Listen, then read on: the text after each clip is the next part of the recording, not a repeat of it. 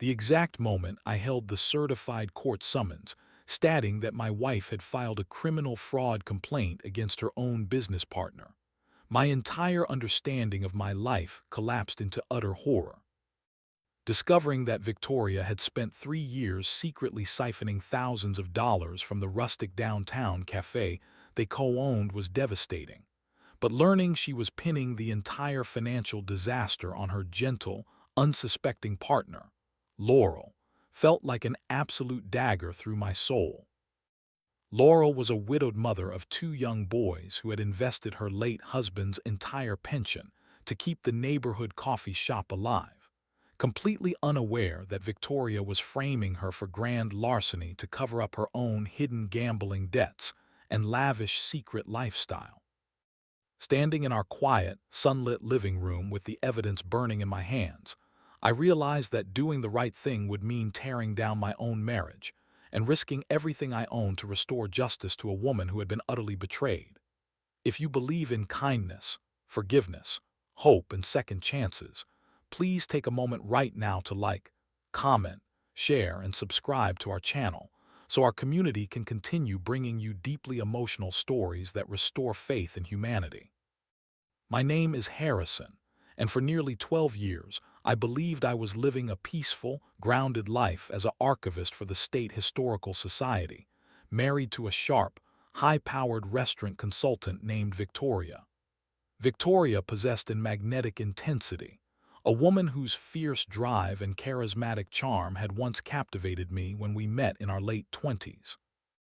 However, over the preceding 18 months, a cold shadows had gradually crept into our home, manifested in secretive phone calls, locked desk drawers, and sudden emotional distance that I had mistakenly blamed on work stress.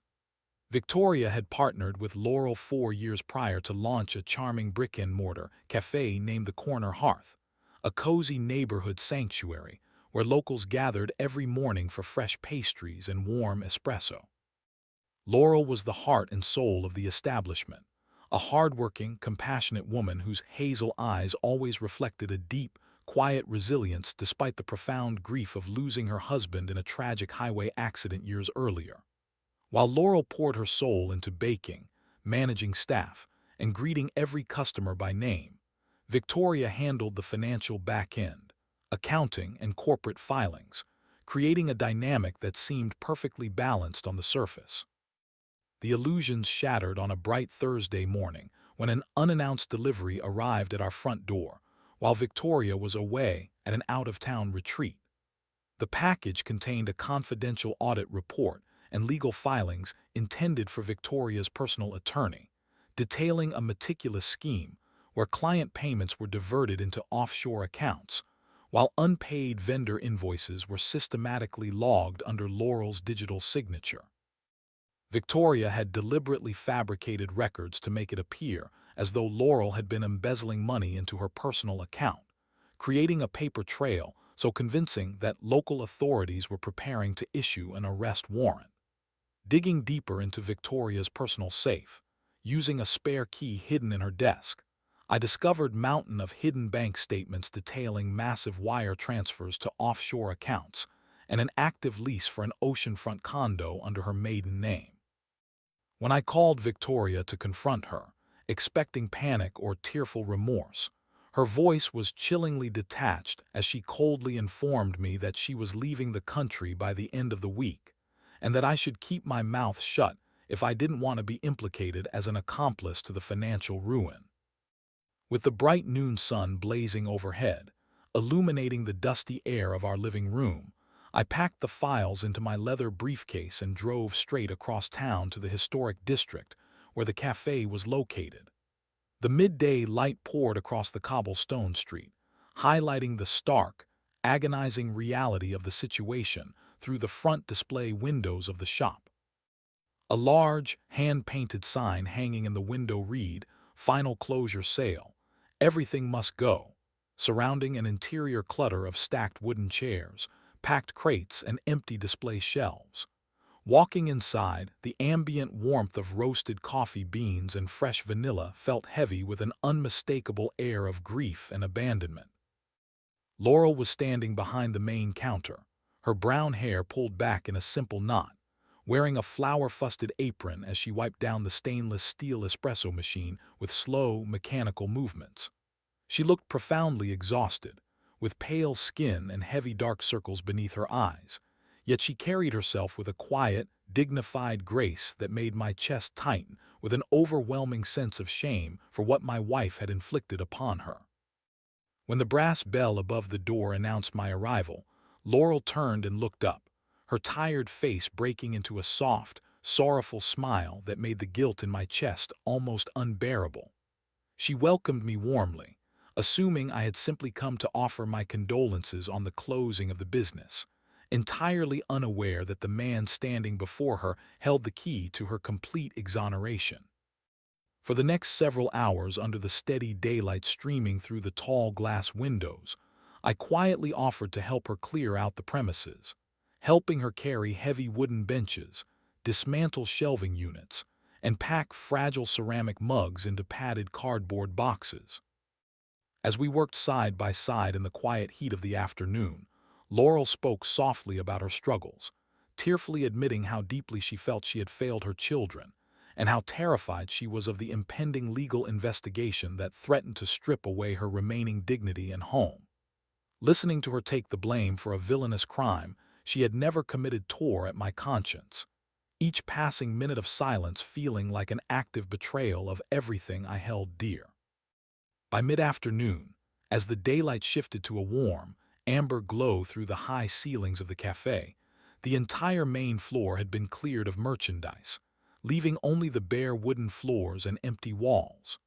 Laurel set her cleaning cloth down on the polished counter, her hands trembling slightly as she turned toward the back corner of the store, where a narrow spiral staircase led up to the private administrative loft. She looked at me with an expression that was both fiercely guarded and deeply vulnerable, her breathing shallow as she motioned toward the upper floor. She took a step toward the stairs, placed her hand gently against the dark wooden railing, and whispered softly for me to come upstairs with her. My heart hammered wildly against my chest as I followed her up the creaking wooden steps into the sunlit loft space, where sunlight streamed through a grand arched window, illuminating stacks of original paper ledgers, delivery receipts, and handwritten daily sales journals spread across a large oak desk. Standing in the middle of the bright upper room, Laurel turned to face me with tears streaming freely down her cheeks, revealing a small leather notebook she had kept hidden beneath the floorboards of the loft. She confessed that, while she did not understand accounting software, she had painstakingly recorded every single cash transaction and physical inventory count by hand in secret logs for 4 years, because something in her gut had told her that the digital records were being altered. She looked at me with absolute desperation, admitting she had invited me upstairs because she needed an objective witness to look at her physical proof before the bank seized the building at the end of the day. It was in that very moment, under the brilliant light of the afternoon sky, that I opened my briefcase and laid Victoria's corporate audit files, bank records, and signed confessions right beside her handwritten ledgers. As Laurel read through the documents, realizing that the evidence not only proved her total innocence, but also exposed Victoria as the sole perpetrator, she collapsed into a chair, overwhelmed by a wave of breathless, sobbing relief that washed away 4 years of agonizing fear and self-doubt. In the weeks that followed, the physical evidence we presented to the district attorney completely cleared Laurel of all wrongdoing, triggering a federal investigation that eventually intercepted Victoria at the airport and recovered the vast majority of the stolen funds. I immediately filed for divorce and liquidated my personal savings to help cover the cafe's outstanding back taxes and vendor debts, ensuring that Laurel retained full, unencumbered ownership of the building and the business brand. Together, throughout the bright spring months, we worked side by side to renovate the cafe, painting the walls in warm, welcoming tones, and designing a new community kitchen space that provided free meals and job training for local single parents. Our professional partnership gradually evolved into a profound, enduring bond built on total transparency, deep mutual respect, and an unwavering commitment to standing up for the truth regardless of the personal cost. Before we conclude this emotional story, please take a moment to reflect on the moral lessons of truth, accountability, and standing up for the innocent even when it is difficult. Please leave a meaningful comment below sharing your personal thoughts on what it truly means to practice honesty, seek forgiveness, and rebuild a life from the ashes of betrayal. If this story touched your heart today, please like this video, leave a meaningful comment, share it with someone who needs hope today, and subscribe to our channel so you never miss another emotional journey with our community family. Today, the Corner Hearth stands as a thriving beacon of community warmth, filled every afternoon with the bright sound of laughter, clinking coffee cups, and the rich scent of freshly baked bread. Looking back at that pivotal afternoon in the sunlit loft, I realized that true integrity requires us to confront the darkest truths in our lives so that light and healing can finally take root. Laurel and I eventually built a life together grounded in absolute trust and shared purpose, proving that even when betrayal threatens to destroy everything we hold dear, courage and compassion have the power to create a beautiful second chance.